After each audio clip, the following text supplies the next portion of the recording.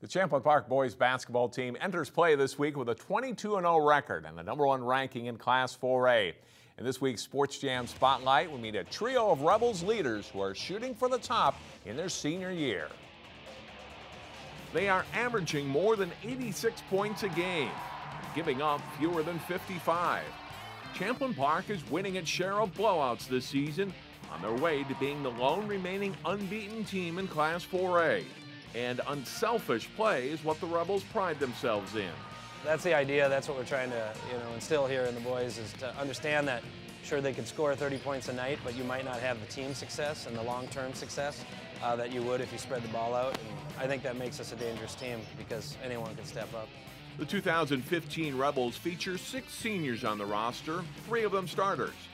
Veteran, experienced leaders nicknamed the Triplets: JT Gibson, Marty Hill, and Jeremy Johnson. Guys who grew up in the community playing together. JT and Marty, they're definitely 2 of my best friends. We've grown up together. I consider them my brothers. And even the other seniors, Nick Hayes, Jonathan Johnson, Patrice Mosumo, we've all played basketball together since middle school, since we were little kids. So, it's been great watching them grow. They love watching me grow.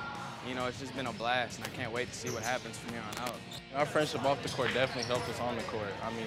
It's big, so we communicate well, and we just kind of know where each other will be on the floor. So the Rebels combine tough defense, the ability to get out and run, and great shooting to wear opponents down. Each member of the Triplets brings his own special set of skills.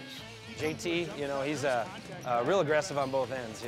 He's worked on his game, and every single year since freshman year on varsity, he's improved on both ends. He's a great defender for us, and offensively, he can bring it up or come off screens. Now Gibson going around Pickford, layup is good. Marty Hill, long, athletic, again, great defender.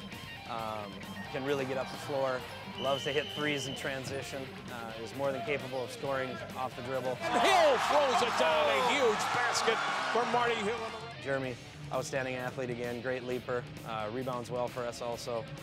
Can attack the hoop or shoot that three. All 3 of the guys are shooting 40% or higher from threes. So. Wide open Jeremy Johnson for 3 and he hit.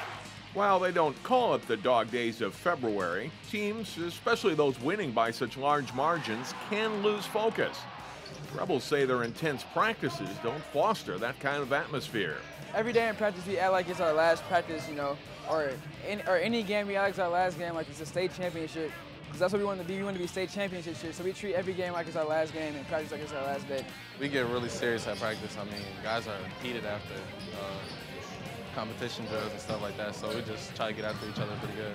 Even with nearly a dozen 40-plus point wins, the Rebels have also won close games this season against tough teams, beating then #1 Apple Valley in December, and rallying from double digits down in January against both Armstrong and Maple Grove.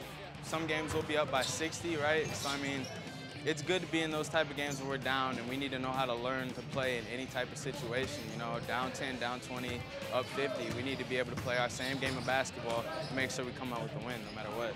Champlin Park is 47-3 over the last 2 seasons, but it's one of those and 3 that sticks out. The 72-67 loss to Osseo in last year's Section 5 final, keeping the top-seeded Rebels at home for the state tournament. That defeat is motivation for the team to this day. It happened. It's not something to be ignored. I think it kind of burns in our gut.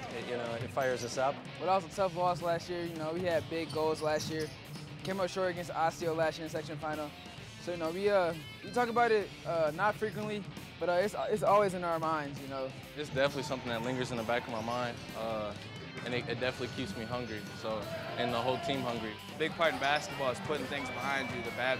The bad memories need to go behind you, but that's one that we need to keep in our mind, actually, to make sure we know what that feeling is like. We don't want that feeling ever again.